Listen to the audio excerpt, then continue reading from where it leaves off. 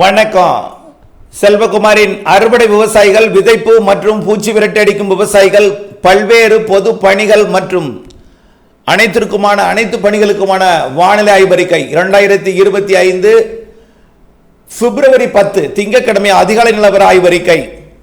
தற்பொழுதைய தலைப்புச் செய்தியாக அறுவடை விவசாயிகளுக்கு பிப்ரவரி 22, 23, 24 எதிர்பார்க்கப்பட்ட அந்த காற்று சுழற்சி 22 நாள் தாமதமாக அல்லது ஒரு நாள் தாமதமாக 22க்கு பதில் 23ஆம் தேதியோ அல்லது 24ஆம் தேதியோ 22, 23, 24 அல்லது 23, 24, 25 அல்லது 24, 25, 26 ஏதேனும் 2 நாட்களிலே, அதாவது இறுதி வாரத்திலே 2 நாட்கள் நல்ல ஒரு மழை பொழிவை கொடுப்பதற்கு சாதகம் தெரிகிறது.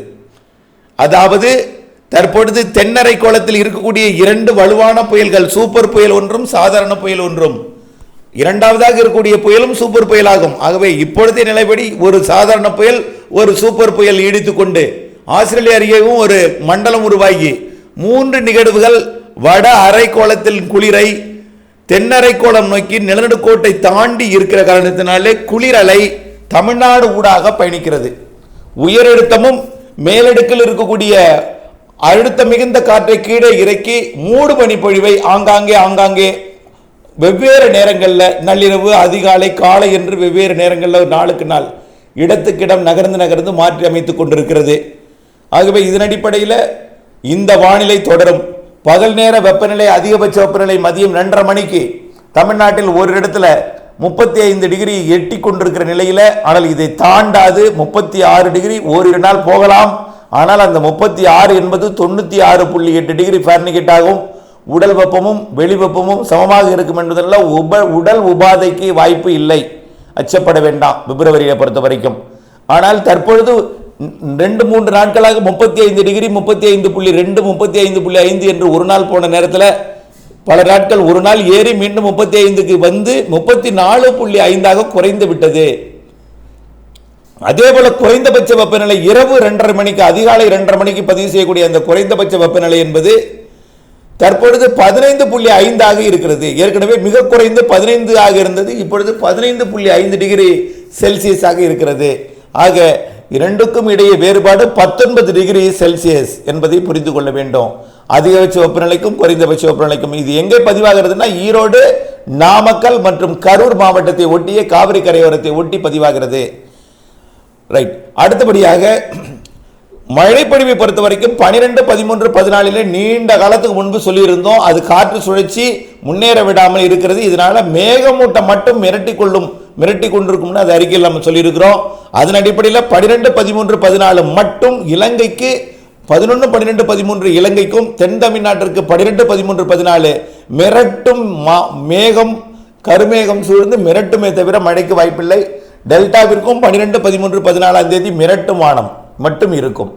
ஆக மழை வாய்ப்பில்லை. ஆனால் அடுத்த மழைப்பொழிவு இருக்கிறது. நம்ம அடுத்தது 22ஆம் தேதி சொல்லியிருந்தோம். அது 23ஆம் தேதியோ அல்லது 24ஆம் தேதியோ வரும் என்று எதிர்பார்க்கப்படுகிறது.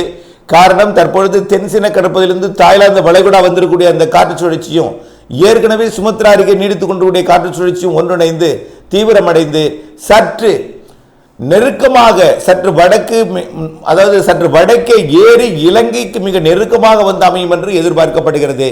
இதன் காரணமாக இந்த மாத இறுதி வாரத்தில் தமிழ்நாட்டிற்கு மழை வாய்ப்பு தெரிகிறது.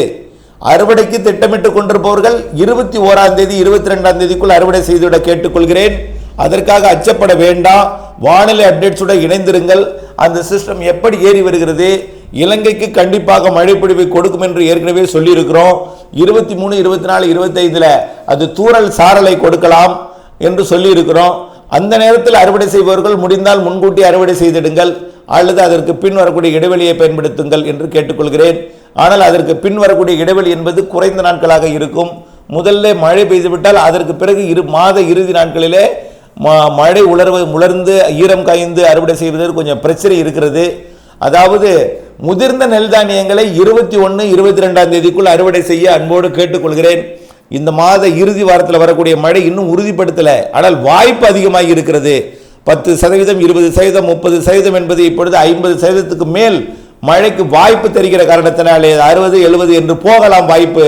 கடைசியாக 100% கூட அமைந்து விட்டால் மழை பொழிவு அறுவடைக்கு இடையூறு கொடுத்து விடும் என்பதனால அறுவடைக்கு திட்டமிட்டுக் கொள்ளுங்கள். இதனால வானிலை அப்டேட்ஸோட இணைந்திருந்து வானிலை அறிந்து நீங்கள் விவசாயம் செய்ய வேண்டும், இடைவெளி அறிந்து அறுவடை செய்ய வேண்டும் என்று அன்போடு கேட்டுக்கொள்கிறேன்.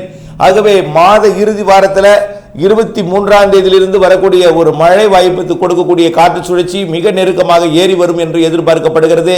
நிலநடுக்கோட்டுக்கு தெற்கே இருக்கக்கூடிய புயல்கள் எல்லாம் விலகி போய்விடும்.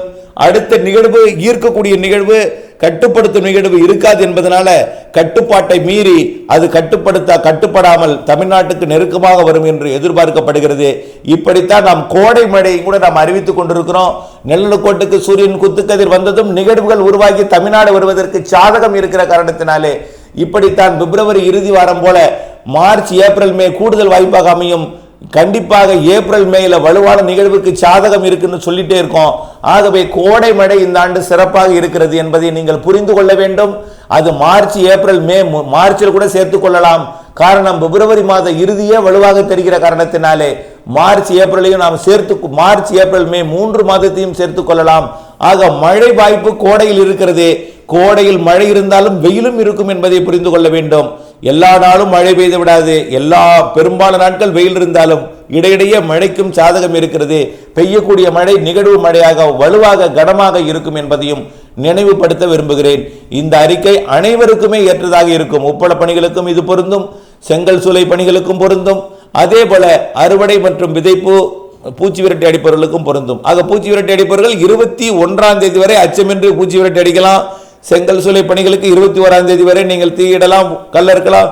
அது உப்பு உற்பத்தியும் 21ஆம் தேதி வரைக்கும், 22க்கு மேல் மிரட்டும் வானிலை என்று சொல்லியிருந்தோம். அது மழையாக தெரிகிறது என்பதை நினைவில் கொள்ள வேண்டும். அப்டேட்ஸுடன் இணைந்திருக்க வேண்டும். அதேபோல விதைப்பவர்களுக்கு பிரச்சனை இல்லை, கைவசம் நீர் வைத்தான் விதைக்க வேண்டும். கோடை மழை இருக்கிறது, ஆனால் மழைநீரை சேகரித்து நீங்கள் விவசாயத்தை தொடக்க வேண்டும். பரவலாக எல்லோருக்கும் ஒரே மாதிரியாக மழை இருக்காது.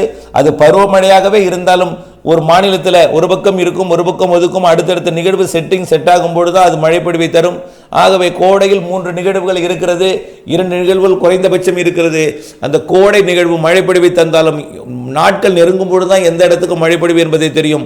ஆகவே எந்த நேரம் எங்கே மழை பொழித்தாலும் நீங்கள் மழைநீர் சேகரித்து விவசாயத்தை தொடக்க நீங்கள் எந்த நேரமும் கைவசம் நீர் தேக்கி கவலை இல்லாமல் விவசாயம் தொடக்க அன்போடு கேட்டுக்கொள்கிறேன். மழைநீர் சேகரிப்பு அமைப்பை அமைத்திடுங்கள். மழைநீர் சேகரிக்க எந்த நேரமும் தயாராக இருங்கள். மழை பொழிவு இருக்கிறது, ஆனால் அறுவடைக்கு இடையூறு கொடுக்கும் மழை பொழிவு கண்டிப்பாக இருக்கிறது என்பதை நினைவில் கொண்டு அறுவடைக்கு திட்டமிட்டுக் கொள்ளுங்கள். அப்டேட்ஸுடன் இணைந்திருங்கள். தொடர்ந்து வானிலை ஆய்வறிக்கையுடன் இணைந்திருந்து மாறுதலறிந்து பணி செய்திடுங்கள். நன்றி.